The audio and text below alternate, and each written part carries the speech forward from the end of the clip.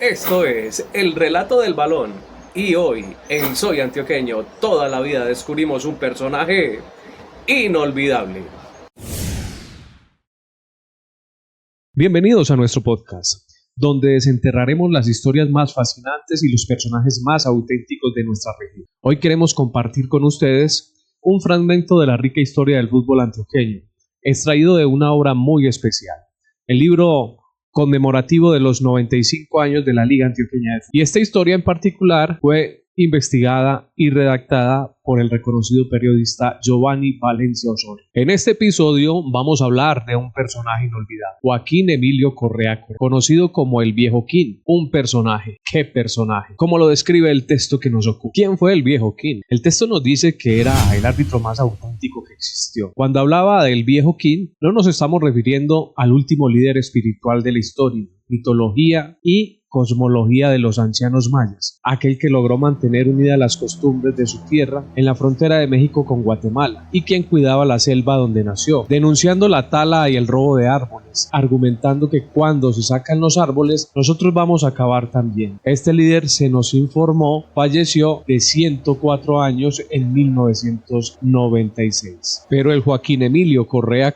del que hablamos, era un mediocampista y luego más de media vida al arbitraje. No solo en el fútbol aficionado, sino también en los profesionales. Fue juez de línea durante 26 años en la DIMAYOR y 5 décadas como árbitro de los juegos oficiales de la Liga Antioqueña de Fútbol. Su larga vida comenzó en Niquitao con San Juan y él mismo se consideraba como el árbitro más ladrón del mundo. ¿Por qué? Se robaba los corazones y las miradas de los aficionados por su forma de dirigir. Con gran sensibilidad chicaneaba con su buen estado de salud, pues poco antes de su fallecimiento visitaba los alrededores la cancha Marte número 1, apoyado con su bastón y con un poco más de 93 años. El apodo King se lo puso su señora madre, y para diferenciarse de su esposo, que igual se llamaba Joaquín, lo llamaba siempre King. Su trayectoria en el fútbol comenzó temprano. En 1940 jugó los torneos organizados por la Liga Antioqueña de Fútbol. Fue siempre delantero goleador, y en 1950 en el torneo de Coltejer, que agrupaba las diferentes empresas, mayoritariamente las textileras de Medellín, hizo 50 goles y se ganó, aparte del botín de oro, 50 pesos que le regaló Carlos J. Echavarría, que era el empresario e industrial antioqueño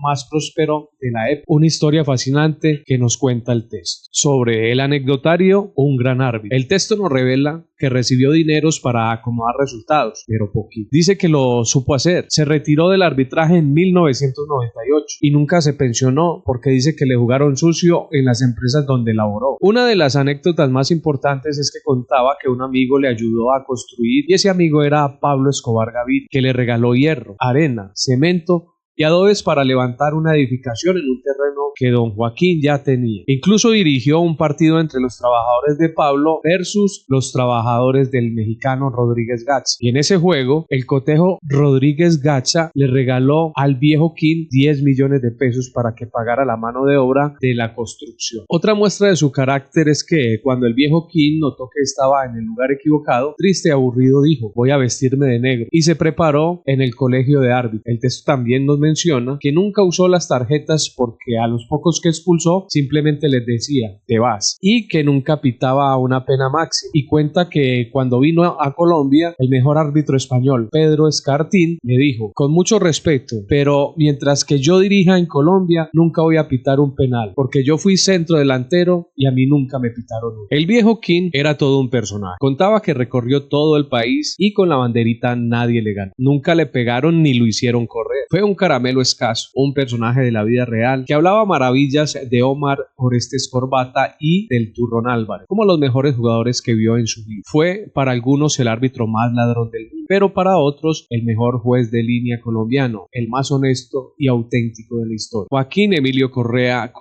el Viejo King, una figura inolvidable del fútbol antioqueño y colombiano, cuya historia nos llega gracias al libro de los 5 años de la Liga Antioqueña de Fútbol y la investigación del periodista Giovanni Valencia Osorio. Gracias por sintonizar nuestro podcast. Hasta la próxima.